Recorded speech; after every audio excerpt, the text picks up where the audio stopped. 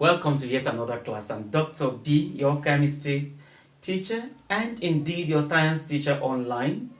In this class, we always do things that border on biology, physics, chemistry, and even mathematics. Today, you and I will be doing something on chemistry, calculating empirical formula. Calculating empirical formula.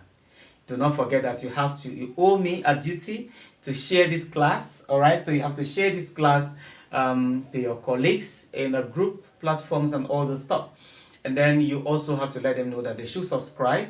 Subscription is free, costs you nothing. So subscribe so that at a time new lectures come up, it could just pop up on their screens. Now, even on Facebook is there, Dr. B Science Classes. When you push this across to them by sharing, tell them to do what to follow.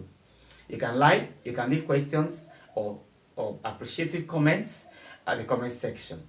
Now today we are going to be doing something on calculating empirical formula, but the question is, what is empirical formula and what is the relevance of empirical formula in chemistry? Okay, what is the relevance of empirical formula in chemistry? But what is empirical formula?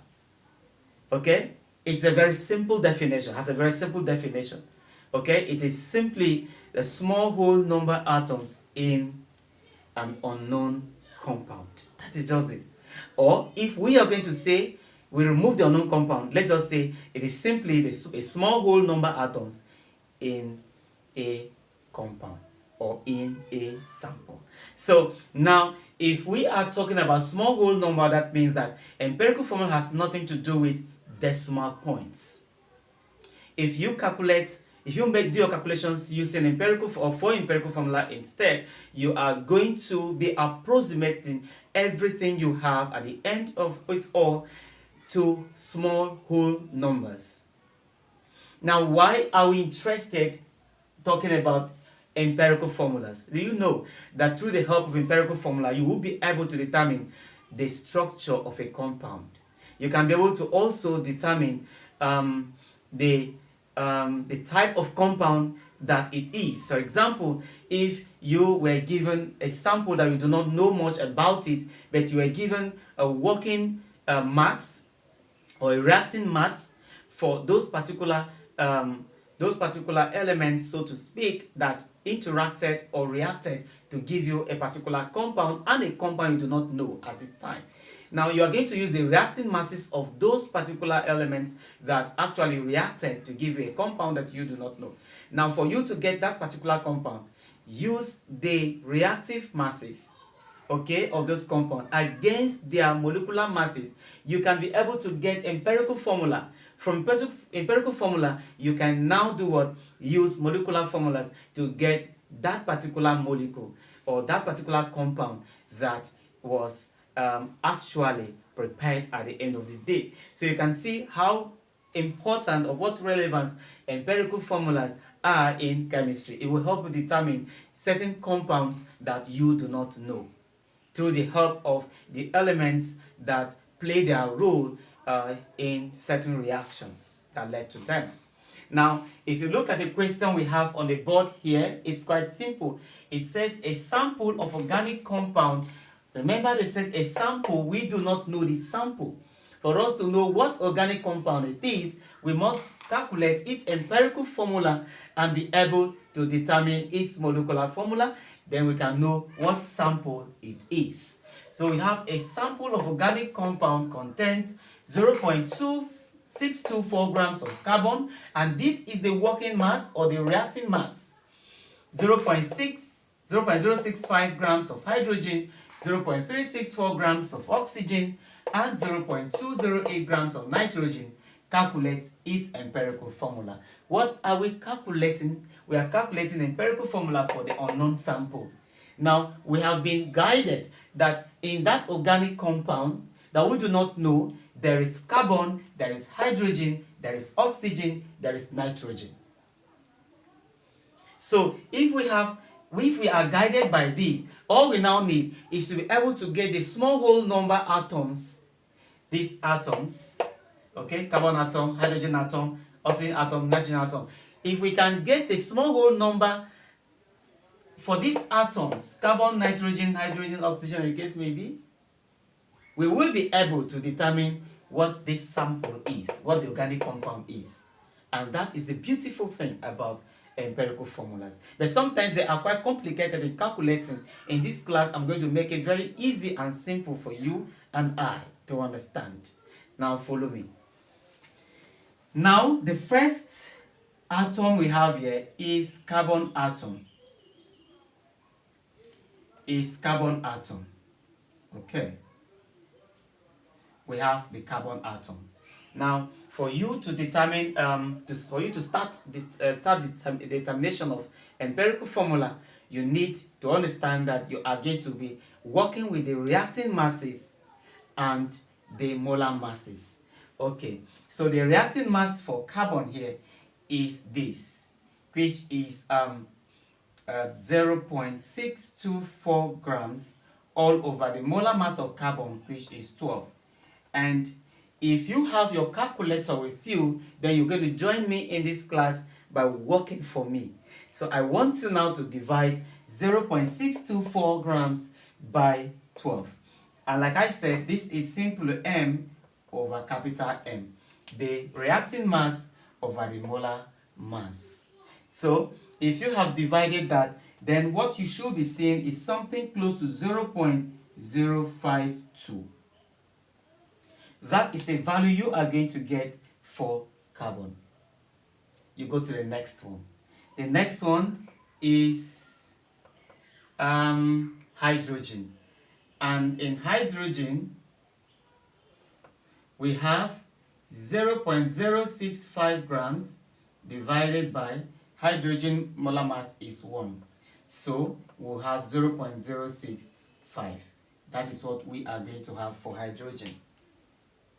And the next one is oxygen.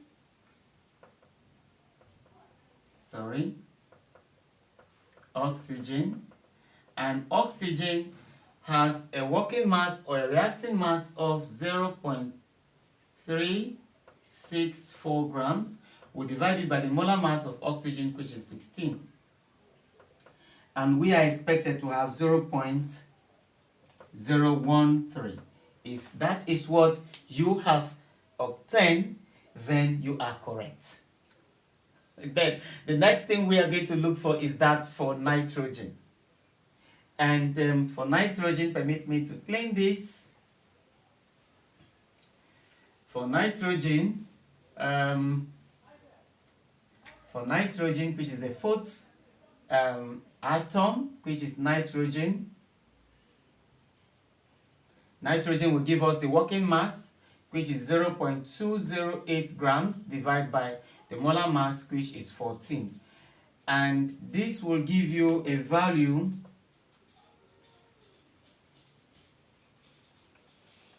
if you have done that calculation, you will notice that it will give you a value around 0.026, 0.026.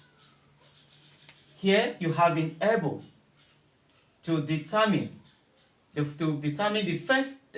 work out the first step that leads to the determination of empirical formula. That is the small whole number atoms in this particular compound we do not know. Now, if you take a look at this, you see that they are all in decimal points. We cannot be working with this for now. So for us to be able to determine the small whole number atoms, we have to divide each of these answers we have gotten by the smallest number. And in this, you'll see that the smallest number is not 0.52, 0.65, 0.26, it is rather 0.13. So I'm going to divide each of them by that. So the second phase is now that this implies that carbon will now be 0.052 divided by 0.013, which is the smallest among their calculations. Okay? And this carbon will give us 4. If you do that calculation, you will see that what you have is 4. 4 will be from your approximation, because we're looking for the small whole number atoms. Small whole number. Okay, we now come to the next one is hydrogen. Hydrogen is 0.065, 0.065 divided by 0.013 for hydrogen. Now you do that calculation now. What are we going to have for hydrogen? Okay, you see that for hydrogen we have 5. And then the next one is oxygen. Next one is oxygen.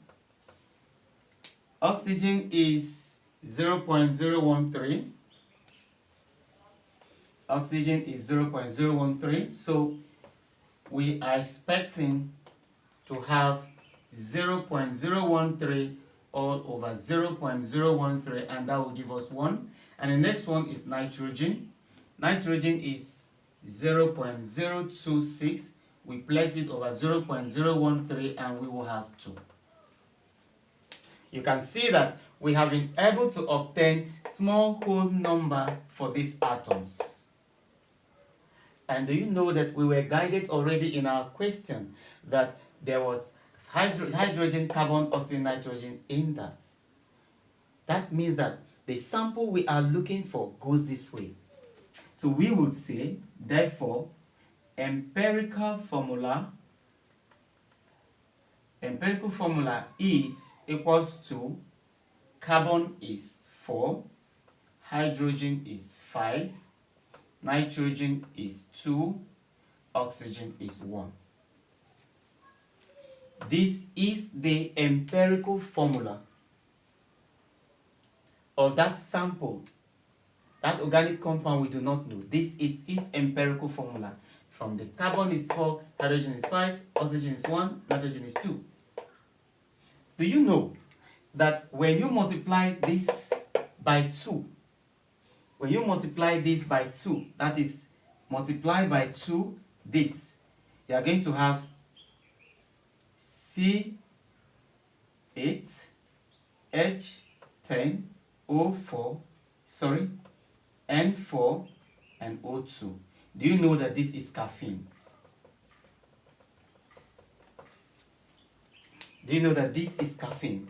That means that from the small whole number atoms we calculated, that is the empirical formula, we are able to get the molecular formula of a compound which is called caffeine. That means it was caffeine that was used as a sample in that particular question that we were asked for. And of course, you know that caffeine has a structure that is in this form. Okay, where this is nitrogen to hydrogen, and this is also nitrogen with a double bond and with oxygen. So you can see that there are actually 2 nitrogen here, 2 nitrogen here, okay, and then you have 1, 2, 3, okay, 1, 2, 3, 4, 5 hydrogen, which is here. You have 1 oxygen, which is here.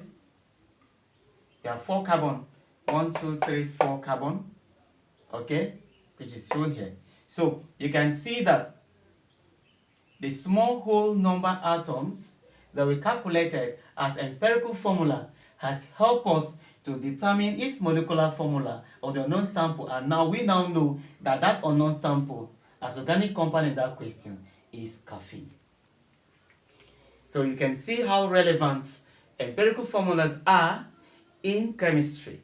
It helps us to determine small whole number atoms of compounds and then be able to determine that particular compound which we do not know. I'm glad that we have had this class successfully, and you must have learned a lot from this class, and with the step-by-step and easy way of determining empirical formulas, you have been able to learn how to do that. Take a chance and look at some past questions or look at your textbooks and see how far you can be able to solve problems regarding empirical formula. Until next time, it's nice having you in this class. I remain Dr. B, your science